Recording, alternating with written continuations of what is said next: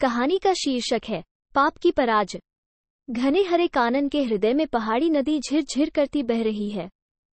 गांव से दूर बंदूक लिए हुए शिकारी के वेश में घनश्याम दूर बैठा है। एक निरीह शशक मारकर प्रसन्नता से पतली पतली लकड़ियों में उसका जलना देखता हुआ प्रकृति की कमनीयता के साथ वो बड़ा अन्याय कर रहा है, किंतु उसे दायित्व विहीन विचारपति की तरह बेपरवाही है। जंगली जीवन का आज उसे बड़ा अभिमान है। अपनी सफलता पर आप ही मुग्ध होकर मानव समाज की शैशवावस्था की पुनरावृत्ति करता हुआ निर्दय घनश्याम उस अधजले जंतु से उदर भरने लगा। तृप्त होने पर वन की सुधि आई। चकित होकर देखने लगा कि यह कैसा रमणीय देश है। थोड़ी देर में तंद्रा ने उसे दबा लिया। वह कोमल वृत्ति विलीन हो गई। स्वप्न ने उसे फिर उद्वेलित किया। निर्मल जल धारा से घुले हुए पत्तों का घना कानन, स्थान स्थान पर कुसुमित कुंज, आंतरिक और स्वाभाविक आलोक में उन कुंजों की कोमल छाया, हृदय स्पर्शकारी शीतल पवन का संचार अस्फुट आलेख्य के समान उसके सामने स्फुरित होने लगे। घनश्याम को सुदूर से मधुर झंकार सी सुनाई पड़ने लगी। उसने अपने को व्याकुल पाया। देखा तो एक अद्भुत दृश्य। इंद्रनील की पुतली फूलों से सजी हुई झरने के उस पार पहाड़ी से उतरकर बैठी है। उसके सहज कुंचित केश से वन्य कुरुवक कलियां कूद कूद कर जल लहरियों से क्रीड़ा कर रही हैं। घनश्याम को वह वनदेवी सी प्रतीत हुई। यद्यपि उसका रंग कंचन के समान नहीं, फिर भी सांचे में ढला हुआ है। आकर्षण विस्तृत नेत्र नहीं, तो भी उनमें एक स्वाभाविक राग है। ये कवि की कल्पना सी कोई स्वर्गीय आकृति नहीं, प्रत्युत एक भिलनी है। तब भी इसमें सौंदर्य नहीं है, यह कोई साहस के साथ नहीं कह सकता। घनश्याम ने तंद्रा से चौंककर उस सहज सौंदर्य को देखा और विषम समस्या में पड़कर यह सोचने लगा, क्या सौंदर्य उपासना की ही वस्तु है, उपभोग की नहीं? इस प्रश्न को हल करने के लिए उसने हंटिंग कोट के पॉकेट का सहारा लिया। क्लांतिहारिणी का पान करने पर उसकी आंखों पर रंगीन चश्मा चढ़ गया। उसकी तंद्रा का ये काल्पनिक स्वर्ग धीरे धीरे विलास मंदिर में परिणत होने लगा। घनश्याम ने देखा कि भूत रूप, यौवन की चरम सीमा और स्वास्थ्य का मनोहर संस्करण, रंग बदलकर पाप ही सामने आया है। पाप का ये रूप, जब वह वासना को फांसकर अपनी ओर मिला चुकता है, बड़ा कोमल अथ कठोर एवं भयानक होता है। और तब पाप का मुख कितना सुंदर होता है। सुंदर ही नहीं, आकर्षक भी, वो भी कितना प्रलोभनपूर्ण और कितना शक्तिशाली, जो अनुभव में नहीं आ सकता। उसमें विजय का दर्प भरा रहता है। वो अपनी एक मृदु मुस्कान से सुदृढ़ विवेक की अवहेलना करता है। घनश्याम ने धोखा खाया और क्षण भर में वो सरल सुषमा विलुप्त होकर उद्दीपन का अभिनय करने लगी। यौवन ने भी उस समय काम से मित्रता कर ली। पाप की सेना और उसका आक्रमण प्रबल हो चला। विचलित होते ही घनश्याम को पराजित होना पड़ा। वो आवेश में बाहें फैलाकर झरने को पार करने लगा। नील की पुतली ने उस ओर देखा भी नहीं। युवक की मांसल पीन भुजाएं उसे आलिंगन करना ही चाहती थीं कि ऊपर पहाड़ी पर से शब्द सुनाई पड़ा, क्यों नीला, कब तक यहीं बैठी रहेगी? मुझे देर हो रही है, चल घर चलें। घनश्याम ने सिर उठाकर देखा तो ज्योतिर्मयी दिव्य मूर्ति रमणी सुलभ पवित्रता का ज्वलंत प्रमाण केवल यौवन से ही नहीं, बल्कि कला की दृष्टि से भी दृष्टिगत हुई, किंतु आत्मगौरव का दुर्ग किसी की सहज पाप वासना को वहां फटकने नहीं देता था।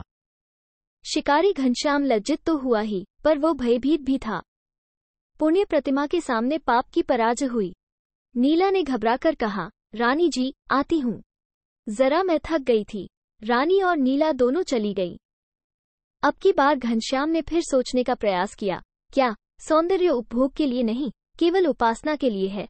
खिन्न होकर वो घर लौटा, किंतु बार बार वो घटना याद आती रही।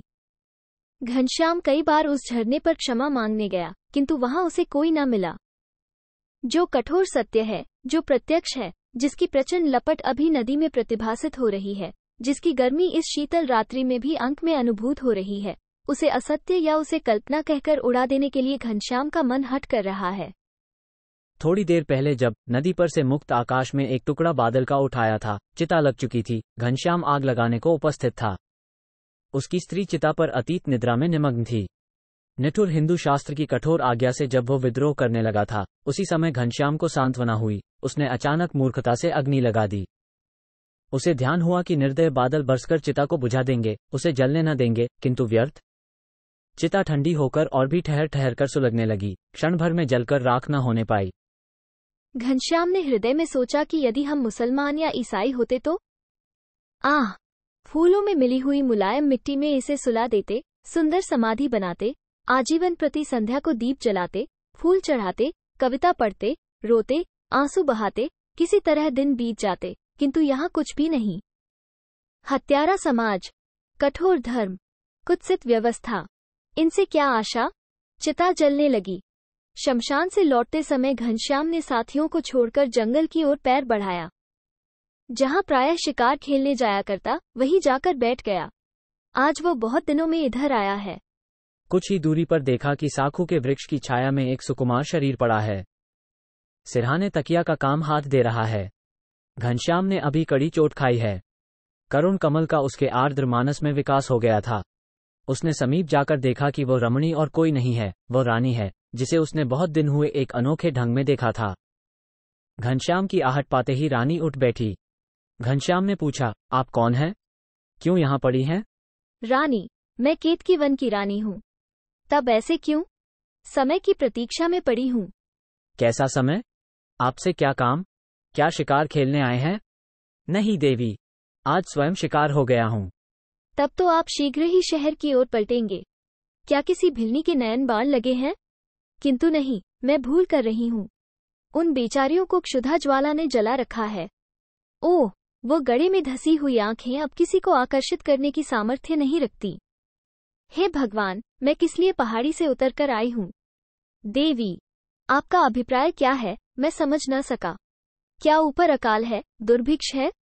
नहीं नहीं, ईश्वर का प्रकोप है, पवित्रता का अभिशाप है, करुणा की विभत्स मूर्ति का दर्शन है। तब आपकी क्या इच्छा है? मैं वहां की रानी हूँ। मेरे वस्त्र आभूषण भंडार में जो कुछ था, सब बेचकर 3 महीने किसी प्रकार उन्हें खिला सकी। अब मेरे पास केवल इस वस्त्र को छोड़कर और कुछ नहीं रहा कि विक्रय करके एक भी क्षुधित पेट की ज्वाला बुझाती, इसलिए। क्या? शहर चलूंगी। सुना है कि वहां रूप का भी दाम मिलता है। यदि कुछ मिल सके तब तो इसे भी बेच दूंगी। अनाथ बालकों को इससे कुछ तो सहायता पहुंच सकेगी। क्यों, क्या मेरा रूप बिकने योग्य नहीं है? युवक घनश्याम इसका उत्तर देने में असमर्थ था। कुछ दिन पहले वो अपना सर्वस्व देकर भी ऐसा रूप क्रय करने को प्रस्तुत हो जाता। आज वह अपनी स्त्री के वियोग में बड़ा ही सीधा, धार्मिक, निरीह एवं परोपकारी हो गया था। आरित मुमुक्षु की तरह उसे न जाने किस वस्तु की खोज थी। घनश्याम ने कहा, मैं क्या उत्तर दूं? क्यों? क्या दाम न लगेगा? हाँ, तुम आज किस वेश में हो? क्या सोचते हो? बोलते क्यों नहीं? मेरी स्त्री का शरीरांत हो गया। तब तो अच्छा हुआ, तुम नगर के धनी हो। तुम्हें तो रूप की आवश्यकता होती होगी। क्या इसे क्रय करोगे? घनश्याम ने हाथ जोड़कर सिर नीचा कर लिया। तब उस रानी ने कहा, उस दिन तो एक भिलनी के रूप पर मरते थे। क्यों, आज क्या हुआ? देवी, मेरा साहस नहीं है, वो पाप का वेग था। छी, पाप के लिए साहस था और पुण्य के लिए नहीं। घनश्याम रो पड़ा और बोला, क्षमा कीजिएगा। पुण्य किस प्रकार संपादित होता है, मुझे नहीं मालूम, किंतु इसे पुण्य कहने में संकोच होता है। क्यों? इसी समय 2-3 बालक, 4-5 स्त्रियां और 6-7 भील अनाहार क्लिष्ट, शीर्ण कलेवर पवन के बल से हिलते डुलते रानी के सामने आकर खड़े हो गए। रानी ने कहा, क्यों, अब पाप की परिभाषा करोगे? घनश्याम ने कांप कर कहा, नहीं, प्रायश्चित करूंगा, उस दिन के पाप का प्रायश्चित। युवक घनश्याम वेग से उठ खड़ा हुआ, बोला, बहन, तुमने मेरे जीवन को अवलंब दिया है। मैं निरुद्देश्य हो रहा था, कर्तव्य नहीं सूझ पड़ता था। आपको रूप विक्रय न करना पड़ेगा। देवी, मैं संध्या तक आ जाऊंगा। संध्या तक? और भी पहले।